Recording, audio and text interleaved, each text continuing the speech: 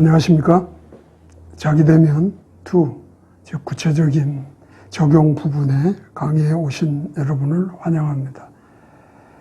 자기대면은 1, 2, 두 영역으로 나누어서 과정을 다루고 있습니다. 자기대면 1에서는 변화의 기본적 원리들을 살펴보았습니다. 변화할 수 있다고 하는 성경적인 근거와 또 그것을 기초로 해서 우리가 문제를 직면했을 때 그걸 성경적으로 다루기 위해서 4가지의 요소들 혹은 4가지 단계로 그 문제를 다뤄가도록 기본적인 원리를 제공했습니다. 그 4요소란 문제를 하나님의 관점으로 이해하는 것이 첫 번째 요소면서 단계라면, 두 번째는 그럴 때 우리는 성경의 소망을 볼 수 있다는 것입니다. 그래서 성경을 통해서 그 소망을 우리가 아는 것이 바로 두 번째 요소요, 두 번째 단계에 해당을 합니다. 그리고 세 번째 단계는, 세 번째 요소는 성경적 변화. 그래서 우리는 문제의 그 자리에 있는 우리의 어떤 상태를 벗어버리고 새로운 것을 입는 것으로 성경적 변화를 이루도록 세 번째 요소 단계에서 다루게 됩니다. 그리고 네 번째는 바로 성경적 실천입니다. 이 성경적 실천은 결국 말씀을 행하는 것이 주된 내용입니다. 그리고 여기에서도 마찬가지로 어떤 변화들이 지속적으로 이어지는 그것을 우리가 알 수 있습니다. 그래서 네 번째 단계 또는 요소인 성경적 실천을 통해서 우리가 문제를 직면하고 성경적으로 그것을 다룰 때 마지막 단계라고 볼 수 있습니다. 그래서 그런 기본적인 변화의 원리들을 또 문제를 우리가 성경적으로 다룰 때 4가지 단계로 사용되는 것들을 원리적으로 이해하고 이제 우리는 자기대면 2에 와서 구체적인 적용을 다루게 됩니다. 그래서 우리는 지금 자기대면 2 구체적인 적용 부분들을 지금 다루고 있습니다. 그 과정에 오늘 다룰 구체적인 적용 부분은 바로 대인 관계의 문제들입니다. 이 자기대면 프로세스 안에 그 적용 부분들을 우리는 나름 의도적인 중요성을 가지고 배치했다고 이야기를 처음 시작할 때 했습니다. 그래서 맨 처음에는 자기를 다루는 것이 나옵니다.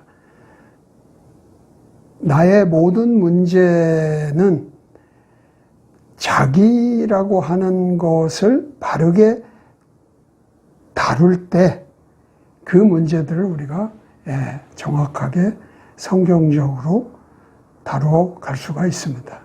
그래서 자기를 다루는 것이 맨 앞에 있고, 그 다음에는 두 번째 적용 부분에서 다룬 것은 분과 쓴마음, 화 또는 악독 같은 문제를 다루었습니다. 그것은 자기, 즉 나에게 가장 널리 일반적으로 가지고 있는 문제라고 보기 때문에, 또 이것은 강한 감정의 수준에서 볼 수 있는 것이고, 이것은 또한 자기 합리화를 쉽게 또는 자기 정당화를 쉽게 할 수 있는 그러한 문제이기 때문이라고 했습니다. 그러니까 남의 탓으로 돌리기에 아주 쉬운 그러한 나의 문제이기 때문이죠. 그래서 분과 쓴마음, 화 또는 악독 같은 이런 문제를 다루었습니다. 그리고 오늘 그 구체적인 적용 부분에 있어 세 번째 우리가 다루는 주제라면 바로 대인 관계의 문제들입니다. 대인 관계란 사람과 사람 간의 문제를 다루는 것이죠. 이 대인 관계의 문제들을 다룸에 있어서도 우리는 두 개과를 걸쳐서 다루게 됩니다. 그래서 오늘 12과 대인 관계의 문제는 첫 번째 시간으로 다루게 되겠습니다. 오늘 12과의 대인 관계의 문제들의 핵심 인용 구절 우리가 암송했으면 하고 권하는 성경 구절은 바로 마태복음 5장 23절과 24절의 말씀입니다. 우리가 예수님이 제자들에게 어찌 보면 형식을 가지고 첫 번째 가르쳤던 그 상황에서 나온 말씀이기는 합니다만은 대인관계에서 무엇이 이게 대인관계 문제에 있어서 어떤 것이 중요한 그런 핵심인가 하는 것을 잘 보여주고 있습니다. 읽어보도록 하겠습니다. 마태복음 5장 23절과 24절의 말씀입니다. 그러므로 예물을 제단에 드리려다가 거기서 내 형제에게 원망 들을 만한 일이 있는 것이 생각나거든 예물을 제단 앞에 두고 먼저 가서 형제와 화목하고 그 후에 와서 예물을 드리라. 화면상으로 본다면 빨간 글씨로 이렇게 반복해서 쓰여지고 있는 이 부분 조금 유념해서 한번 비교해 볼 만하여 제시를 했습니다. 다시 말하면 제단에 예물을 드리다가 형제에게 또는 남에게 원망 들을 만한 일이 생각나면 이런 말이거든요. 근데 킹제임스의 표현으로는 제단에 예물을 드리러 가다가 이렇게 표현되어 있거든요. 이것이 좀 더 지금 우리의 신앙 환경을 좀 더 잘 보여주고 있는 것이 아닌가 하는 생각이 듭니다. 왜냐하면 우리가 이미 이제 지금으로서는 제단에 예물을 드린다고 하는 것을 교회에 예배를 드리고 헌금을 하는 것으로 쉽게 설명합니다. 틀리다고 말하고 싶지는 않습니다만은 만약에 우리가 그렇게 상황을 이렇게 좀 정해놓고 본다면 예를 들어 우리가 교회에 예배당에 들어갔습니다. 그러면 거기에서 형제에게 원망 들을 만한 일이 생각나면 예배를 드리지 말고 또는 헌금을 하기 전에 그 형제에게 가서 그러면 예배당을 나와야 되죠. 예배를 자신은 중단하고 형제를 찾아가서 원망 들을 만한 일이 있을 때 먼저 그것에 대해서 화목하고 다시 와야 되는 이런 거거든요. 과연 그렇게 할 사람이 있겠습니까? 아무리 내가 원망 들을 일이 크고 중차대하다 할지라도 이미 교회에 와서 예배를 드리려고 준비하고 그런 상태에서 예배를 드리지 않고 또는 중단하고 예물을 드리지 전에 형제와 화목하는 일을 먼저 수행하는 사람은 현실적으로 없다고 보는 것이 맞지 않을까요? 그런 점에서 이 말씀이 지금의 우리에게 좀 더 신앙의 어떤 변화와 실천을 초점 맞춰 생각한다면 오히려 말씀 자체가 예물을 가지고 그걸 드리려 오다가, 그러니까 교회에 들어오기 전에 교회에 예배를 드리려고 준비하고 뭔가 시작하기 전에, 이게 교회 예배당에 들어가기 전에의 어떤 상황에서 이 말씀이 더 나의 그 형제와 화목하는 일을 할 수 있게 오히려 그 감동을 주는 그런 말씀이 되지 않나 하는 생각입니다. 그래서 쉽게 말하면 교회에 가려다가 교회에 가려는데 뭐 이렇게 우리가 이 말씀을 이해하는 것이 훨씬 우리 신앙생활에는 더 유익하다 이런 생각이 듭니다. 그래서 한번 비교를 해봤고 흥정역의 표현이 훨씬 더 합리적이 아닌가 하는 그런 생각을 해보게 됩니다. 아무튼 흥미로워서 한번 비교를 했습니다. 대인관계의 문제들 첫 번째 과에 해당하는 12과에서는 우리는 처음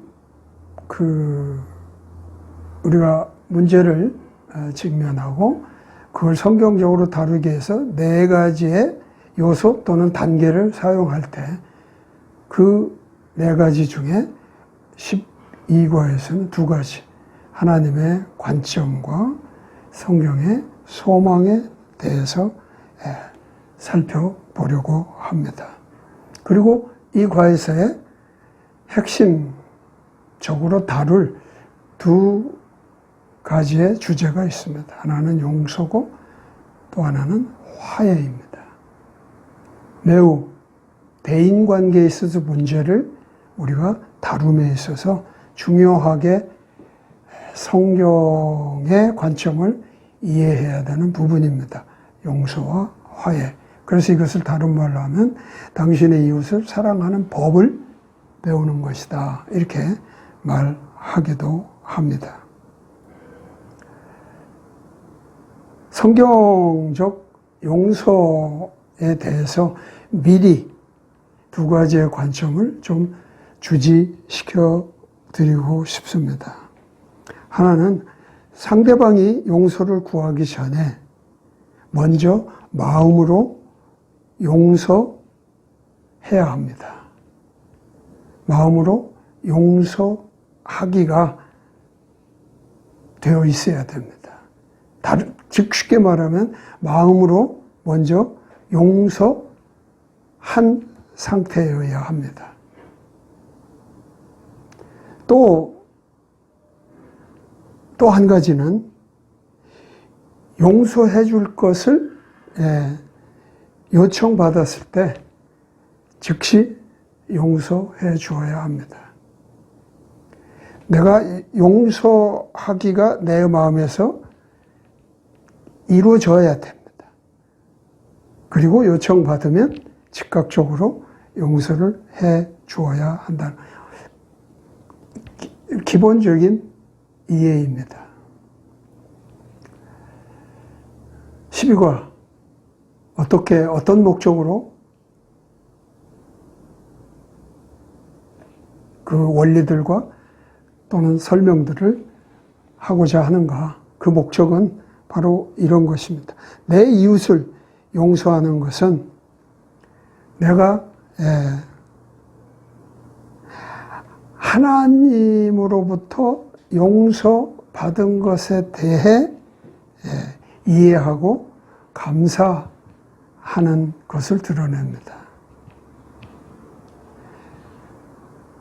내가 남을 용서하는 것은 바로 내가 하나님으로부터 용서를 받았다는 것에 대한 이해와 감사를 드러내는 것. 이 목적을 위해서 이 관은 가르치려고 하는 것입니다.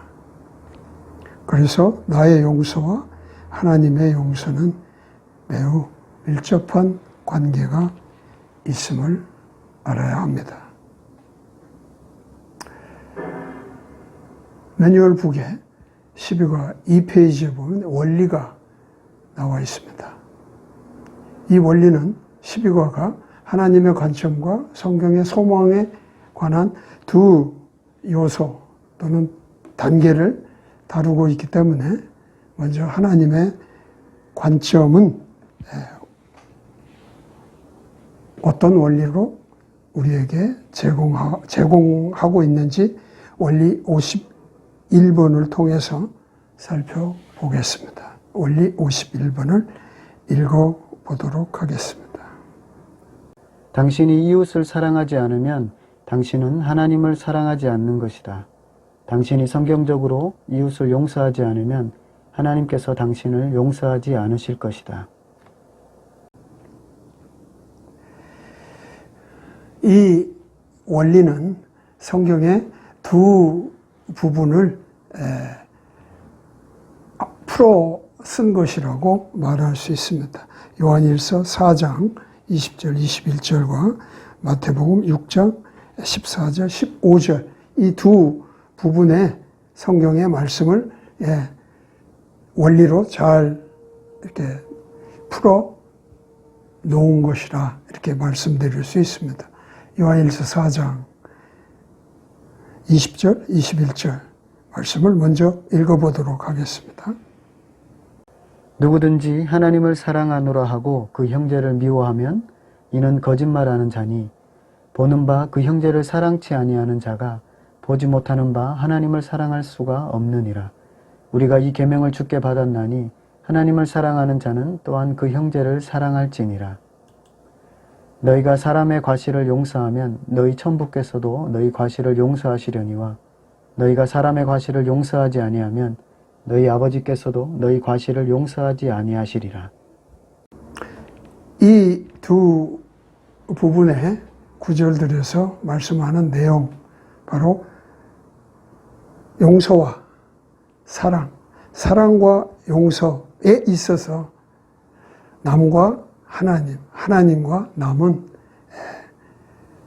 같은 그 위치에서 이해될 수 있는 부분입니다. 남을 사랑하지 않고 하나님을 사랑한다는 거 말이 안 됩니다. 남을 용서하지 않고 하나님으로부터 내가 용서를 받았다거나 뭐 이런 것도 사실 말이 안 됩니다. 그래서 여기서 용서에 대한 얘기를 하고 있으니까 남을 용서하는 것, 하나님이 나를 용서한 것에 대해서 내가 바르게 반응하는 것이다 말할 수 있습니다.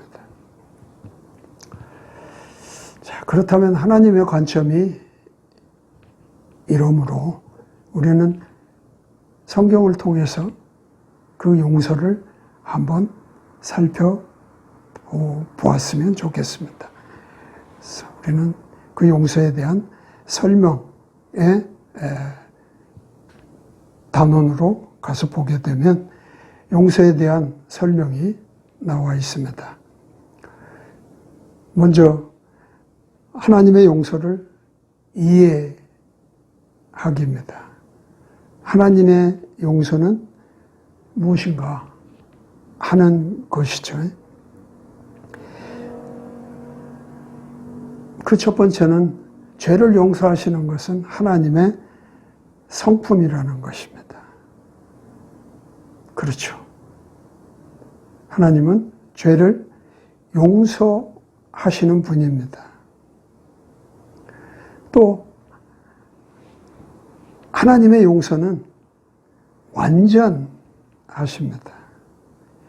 그래서 하나님이 용서해 주시면 그 사람은 변화됩니다. 또 조금 다른 표현은 변화할 수 있습니다. 이게 하나님의 용서의 완전하심을 우리가 이해할 수 있는 것이고요. 또 하나님의 용서는 완전하시다고 이렇게 말할 때 한 가지 이런 말씀이 떠오릅니다. 하나님께서는 저들의 죄와 저들의 불법들을 기억하지 아니하신다 하는 말씀이 있습니다. 그래서 히브리서 10장 17절에 가면 구약의 말씀을 인용해서 히브리서 저자가 이렇게 표현합니다. 또 저희 죄와 저희 불법들을 내가 다시 기억하지 아니하신다 하셨느니라. 기억하지 아니하신다. 이게 하나님의 용서가 완전하시다는 것과 어떻게 기억되는, 어떻게 연관되어 이해할 수 있는가? 바로 기억하지 아니하신다는 것은 바로 책임을 또는 죄책을 부과하지 아니하신다 하는 것입니다. 그러니까 그것에 대해서 주의를 기울이지 아니하시는 겁니다. 내가 죄를 지었다고 하는 것에 대해서 주의하지 않으셔요. 신경 쓰지 않으시는 겁니다. 왜냐? 이미 해결됐다고 보시기 때문이겠죠. 왜? 그만큼 하나님의 용서는 완전하시기 때문입니다. 또 용서에 대해서 두 번째, 즉 하나님의 용서에 대해서 두 번째 우리가 좀 생각할 것은 하나님의 용서에 대해서 반응하는 것이 필요합니다. 하나님의 용서를 이해했다면 우리는 거기에 대해서 반응하는 것이 필요합니다. 그래서 그 첫 번째 한번 살펴보면 하나님께서 그리스도 안에서 당신을 용서해 주심과 같이 당신은 남을 용서해 주어야 한다. 반응하는 겁니다. 하나님이 나를 용서해 주셨으니까 그 용서를 받은 것 같이 또는 용서를 하나님이 해 주신 것과 같이 나는 다른 사람을 용서해 주는 그런 반응을 해야 됩니다. 그래서 에베소서 4장 32절에는 그렇게 반응을 하도록 가르치고 있습니다. 서로 인자하게 하며 불쌍히 여기며 서로 용서하기를 하나님이 그리스도 안에서 너희를 용서하심과 같이 하라. 고 가르치고 있습니다. 우리의 용서는 하나님이 우리를 용서해 주셨다는 것에 동기를, 근거를 가지고 있다는 것을 강조하고 있습니다. 그런데 이게 성경의 말씀, 하나님은 이렇게 말씀하고 있는데 사실 그냥 그렇게 듣고 고개를 끄덕인다고 해서 그 용서를 그러면 주님 안에서 하나님이 우리를 용서해 주신 것 같이 우리가 남을 용서할 것이냐는 좀 다른 문제죠. 우리는 그걸 압니다. 우리 각자는 그게 얼마나 어려운지. 그래서 조금 이렇게 안으로 한 걸음 들어가서 그럼 어떻게 그 용서해 주는 일을 우리가 어떻게 할까에 대해서 좀 얘기를 드리고 가도록 하겠습니다. 그래서 구체적인 지침이라고 할까요? 이런 걸 몇 가지 소개해 보도록 하겠습니다. 첫 번째 지침은 이렇습니다. 남이 나에게 죄를 고백하면 언제나 기쁘게 그 죄를 용서해 주어야 한다. 언제나 기쁘게. 이런 것들을 우리가 용서를 해줘야 하는데 내가 어떻게 해야지 한다면, 그게 그렇게 막 오늘 용서를 우리가 성경의 용서 혹은 하나님의 용서를 배우는 것처럼 하나님이 하신 것처럼 우리가 하기가 쉽지 않죠. 단번에 바로 잘 안 됩니다. 그래서 이 용서하기 이런 것들을 우리가 좀 알고 계속 단련할 필요가 있습니다. 그런 점에서 이 지침은 첫 번째로 남이 죄를 고백하면서 나에게 용서를 구하면 언제나 기쁘게 용서해 주어야 한다는 지침을 가질 필요가 있습니다. 두 번째는 어떤 죄라도 심지어 그것이 아무리 중하고 파괴적이라 해도 용서를 해줘야 된다. 그러니까 어떻게 보면 내가 감당하지 못할 또는 내가 상상하지 못할 용서의 수용력을 말하고 있습니다. 도저히 내가 저건 너무 무거운 일이야. 저건 너무 심각해. 너무 파괴적이야. 라고 할지라도 용서해 주어야 한다는 그러한 이해를 가지고 있어야 됩니다. 그런 걸 자꾸 떠올려 용서를 내가 용서해 줄 것을 요청받을 때 해봐야 합니다. 시도해봐야 합니다. 세 번째는 용서는 용서받을 사람의 공과를 기준하지 않고 하나님의 은혜를 기준으로 해야 됩니다. 그 용서를 요청하는 사람, 나에게 죄를 지은 그 사람이 어떻게 하느냐에 따라 그걸 기준으로 한다면 용서는 거의 수행하기가 어렵습니다. 그래서 하나님의 은혜를 기준으로 해서 용서를 해주라는 지침을 보여주고 있습니다. 네 번째 지침은 용서받은 사람과의 관계가 다시 새롭게 될 또는 회복될 것을 기대해야 합니다. 바로 이것이 용서를 해주는 사람의 중요한 자세입니다. 때로는 그래 알았어 용서해주고 끝이야 이렇게 마음을 가지고 또는 그런 생각으로 용서를 해주는 것은 용서가 제대로 이루어질 수 없습니다. 그러므로 용서는 우리가 다음에 두 번째 보는 화해와 연결되지만 화해와 연결성을 가지는 그러한 안에서 용서를 해주는 것이 어떻게 한 지침이라고 말하고 있습니다. 다섯 번째, 당신이 하나님을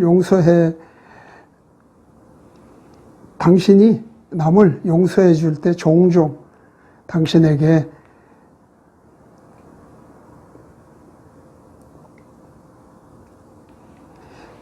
희생이 따를 수가 있습니다. 그거를 알아야 합니다. 어떤 때는 내가 용서를 해주면서 내가 희생해야 될 부분이 있다는 겁니다. 이것을 아는 것 또한 우리가 하나님이 나를 용서해 주심과 같이 내가 남을 용서해 줄 수 있는 어떻게 지침이 됩니다. 여섯 번째는 용서는 완전하게 수행해야 합니다. 용서를 완전하게 수행하기 위해서는 이 지금 지침으로는 한 문장으로 표현되어 있습니다만은 지금 우리가 이 과에서 공부하는 용서의 다른 부분, 화해 이런 것들이 어찌 보면 다 수행해야 될 내용들이라고 볼 수 있습니다. 어쨌든 우리 용서할 때 완전하게 그것을 수행해야 됩니다. 마치 하나님의 용서는 완전하심과 같이 말입니다. 예, 성경의 용서. 그래서 우리는 하나님의 용서를 이해하는 것이 필요하고, 그 다음에 하나님의 용서에 대해서 반응하는 것이 지금 우리가 보고 있는 대목입니다. 그래서 반응하는 것의 두 번째, 첫 번째는 뭐라고 그랬죠? 용서해 줘야 된다. 하나님이 나를 용서해 주신 것 같이 내가 남을 용서해 주어야 된다 하는 것이 첫 번째 반응이라면, 두 번째 반응에서는 상대가 용서를 구하기 전에 내 마음에서 그를 용서해 줘야 합니다. 그러니까 이것은 내가 상대방에게 용서해 준다는 어떤 나의 행위를 하기 이전에 내 마음으로 그를 용서하는 상태가 있어야 한다고 하는 겁니다. 중요합니다. 조금 더 이 내용은 뒤에 가서 성경 구절을 통해서 자세히 살펴볼 것입니다. 그러나 성경에 마태복음 18장 35절 어떤 비유를 가지고 예수님이 소개하면서 마지막 절에 이렇게 이야기를 하고 있습니다. 너희가 각각 중심으로 형제를 용서하지 아니하면, 너희가 각각 중심으로, 너희 각각이 중심으로 형제를 용서하지 아니하면 너희 천부께서도 너희를 이와 같이 하시리라. 이 마음 중심에서 용서하는 일이 되어야 용서가 된다는 겁니다. 하나님은 그렇게 하셨다는 겁니다. 용서에 대해서 세 번째 우리가 생각할 것은 용서의 원리를 복습하는 것이 중요합니다. 즉 성경의 원리를 복습하는 거죠. 첫 번째, 용서는 주님께 순종하는 행위입니다. 용서는 주님께 순종하는 행위다. 두 번째는 용서는 받아 마땅한 것으로 정해진 것을 주는 것이 아니라 범법자가 필요한 것을 주는 것을 말합니다. 이 용서는 그런 겁니다. 어떤 받아 마땅한 이거야. 이걸 주면 돼.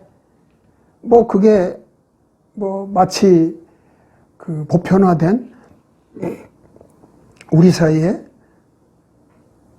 상식적이고 합리적인 어떤 것들을 나름 정해서 이런 문제는 이렇게 용서하면 돼. 용서할 때 이렇게 해주면 돼. 이런 나름 규칙을 정하여 용서를 그렇게 처리해 나갈 수도 있겠죠.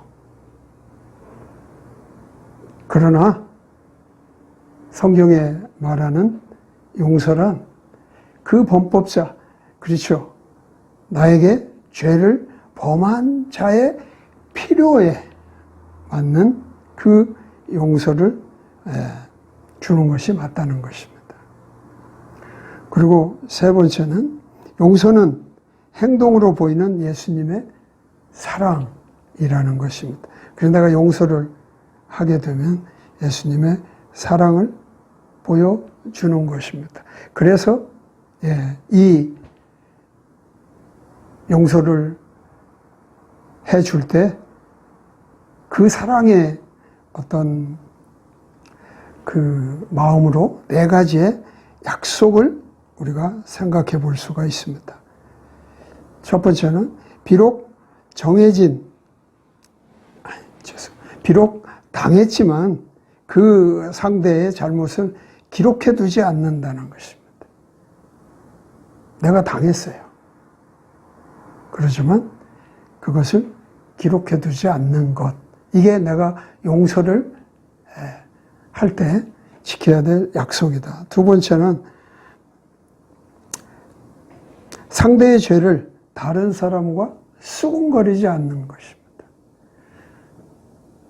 사람은 자기의 의로움을 나타내려고 하는 것이 일반적입니다. 그게 사람의 그냥 본성적인 그런 마음이에요. 그래서 용서해 준 것, 당연히 말하고 싶고요.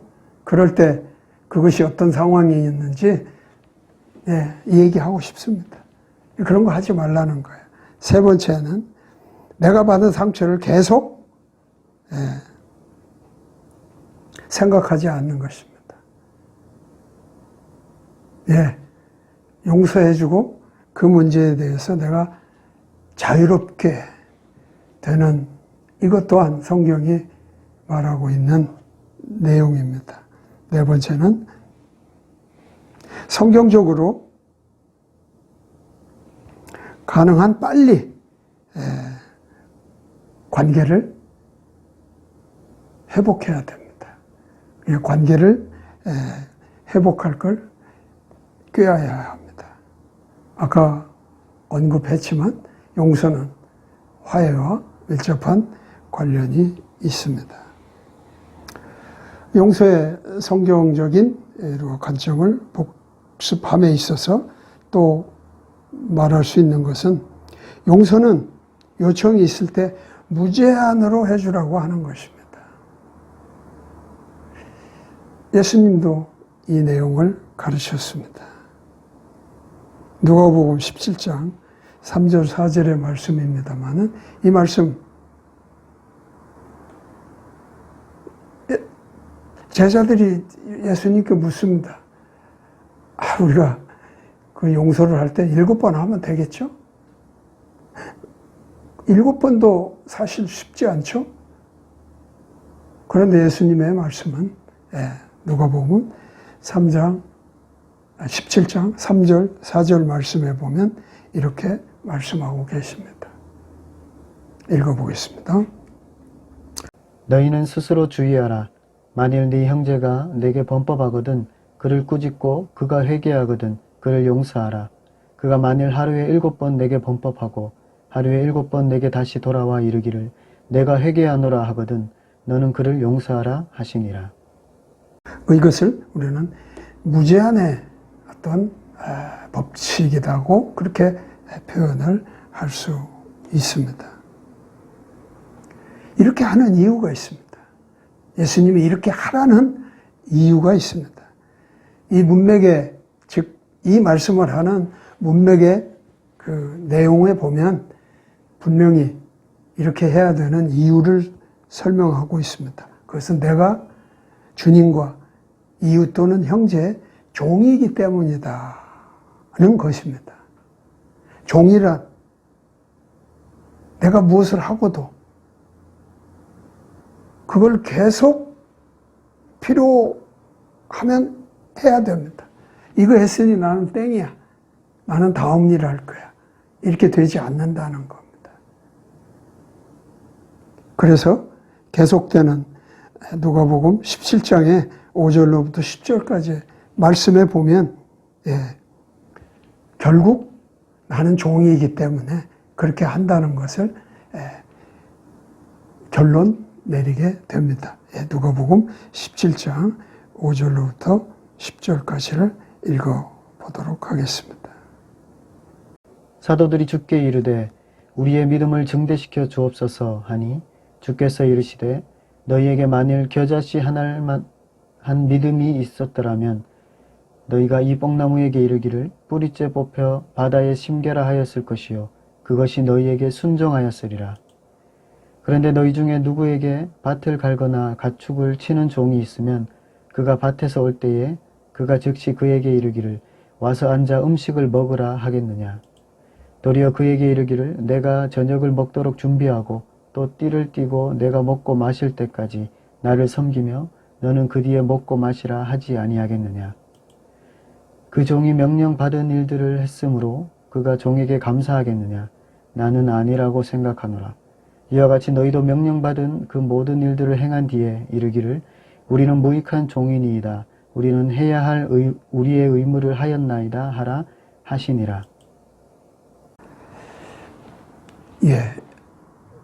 그렇다면 이렇게 하나님의 용서가 어떻다는 걸 이해하고 거기에 그러면 반응을 어떻게 해야 되고 그러면 다시 한번 우리는 성경의 용서에 대해서 어떤 것들이 있는지 리뷰해 봤습니다. 그럼에도 불구하고 용서하는 것을 거절하면, 즉 내가 용서하는 것을 나에게 용서를 해줄 것을 누가 요청을 했는데 그 용서를 거절하면 어떻게 될 것인가. 첫 번째는 하나님께서 용서하라고 하셨기 때문에 그것은 가능합니다.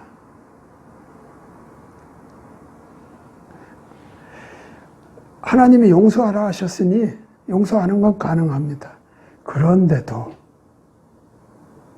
용서를 거절하면 그래서 그것이 죄가 되는 것입니다. 하나님이 하라 하신 것을 내가 하지 않으면 죄가 되죠. 용서에 있어서도 그 하나님의 진리는 그대로 적용됨을 알 수 있습니다. 또 두 번째는 당신을 용서하신 하나님의 긍휼하심에 감사함이 없다는 것을 드러내는 것입니다. 내가 용서를 거절하면 하나님께 반항하는 거죠. 하나님의 말씀을 불순종하는 거죠. 하나님의 나에게 긍휼히 여기심을 내가 감사하지 못하는 것이죠. 그래서 마태복음 18장 22절로 35절, 아까 앞에서 마태복음 18장 35절 말씀 한 절을 우리가 살피면서 용서란 마음으로부터 용서가 있어야 한다는 것을 예수님이 가르쳤다고 했는데, 그것을 실제로 이렇게 긴 어떤 비유를 통해서 용서에 대한 이야기를, 용서에 대한 그 개념을 또는 원리를 가르치셨습니다. 그래서 마태복음 18장 21절로 35절까지의 말씀을 이 시간은 한번 다 읽어보도록 하겠습니다. 상당히 흥미롭고 또 용서가 어떤 것인가를 이 비유를 통해서 잘 이해할 수 있기 때문에 하나님의 용서와 또 우리의 용서를 어떻게 우리가 조화롭게 연관을 가지고 이해할 것인가 하는데 중요한 구절이라고 봅니다. 그래서 마태복음 18장 21절로부터 읽도록 하겠습니다. 먼저 21절에서 23절까지를 읽어보도록 하겠습니다. 그때에 베드로가 나와 가로되 주여 형제가 내게 죄를 범하면 몇 번이나 용서하여 주리이까? 7번까지 하오리이까? 예수께서 가라사대 내게 이르노니 7번뿐 아니라 70번씩 7번이라도 할지니라. 이러므로 천국은 그 종들과 회개하려 하던 어떤 임금과 같으니. 이것은 지금 예수님이 앞으로 지금 이제 24절로부터 얘기하는 이 비유 말씀을 하기 전에 이를테면 상황이라고 볼 수 있죠. 어째서 이 비유를 말씀하셨을까의 어떤 그 상황이라고 볼 수 있습니다. 그리고 24절로부터 30절까지 비유 말씀을 합니다. 이거는 흔히 1만 달란트 빚진 자의 비유 뭐 이렇게 표현되고 있는 비유입니다. 계속 24절로부터 30절을 읽어보도록 하겠습니다.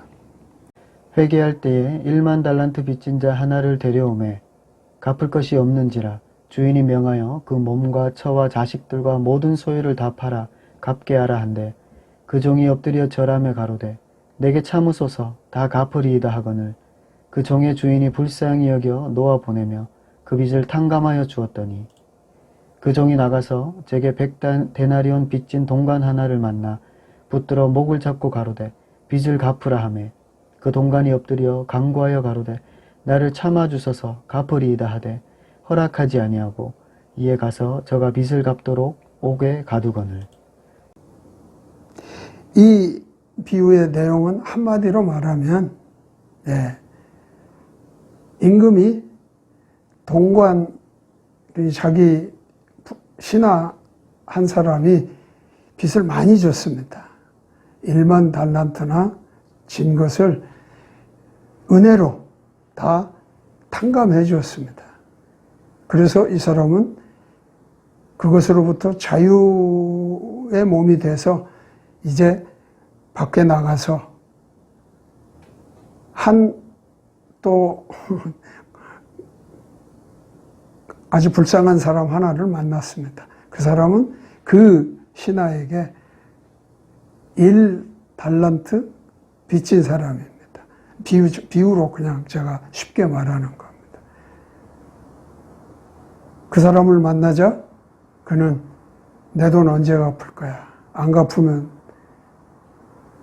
어떻게 하겠어?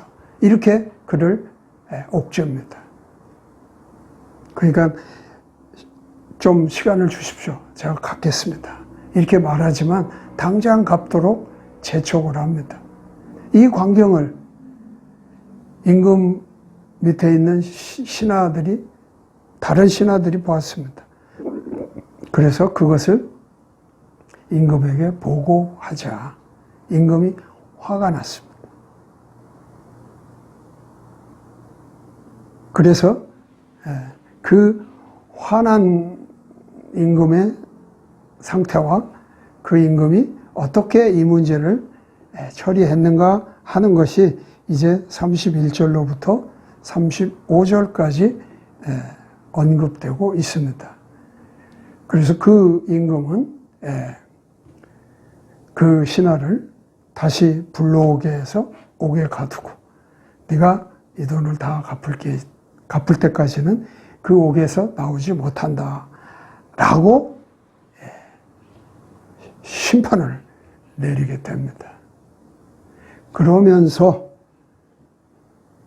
제자들에게 또는 이 광경을 목도한 모든 사람들에게 임금으로서 선포를 하게 됩니다. 그게 35절의 말씀입니다. 자, 계속해서 35절까지 읽어보도록 하겠습니다. 그 동관들이 그것을 보고 심히 민망하여 주인에게 가서 그 일을 다 고하니 이에 주인이 저를 불러다가 말하되 악한 종아 네가 빌기에 내가 네 빚을 전부 탕감하여 주었거늘 내가 너를 불쌍히 여김과 같이 너도 네 동관을 불쌍히 여김이 마땅치 아니하냐 하고 주인이 노하여 그 빚을 다 갚도록 저를 옥졸들에게 붙이니라. 너희가 각각 중심으로 형제를 용서하지 아니하면 내 천부께서도 너희에게 이와 같이 하시리라. 35절이 뭐라고 되어 있습니까? 이 일을 용서란 어떻게 하는 거라고요? 다시 말하면 이런 의미도 포함돼요. 내가 그 신하를 1만 달란트나 빚진 신하를 용서한 것은 그가 어떻게 임금에게 막 요청하고 또 심지어는 애걸복걸하고 또 그걸 위해서 뭐를 막 자기가 노력하고 수고하고 이런 것이 아니라 마음으로부터 이미 용서해 줌을 가지고 있어 그를 보자 불쌍히 여겨 그것을 탕감해 줬다는 내용이 함유되어 있습니다. 그러니 내가 그렇게 용서해 줌과 같이 너희도 각각 마음의 중심에서 용서해 줌을 가지고 있을 때 그 한 달란트밖에 비치지 않은 자기가 탕감받은 것에 비하면 뭐 비교할 수 없는 그런 가치를 가진 것밖에 없지만 그를 용서할 수 없는 거라는 거예요. 그래서 용서, 죄를 범한 자의 공과에 기준하지 않고 하나님의 은혜의 기준을 한다면 우리는 용서하지 못할 것이 없다라고 말씀을 이해할 수 있습니다.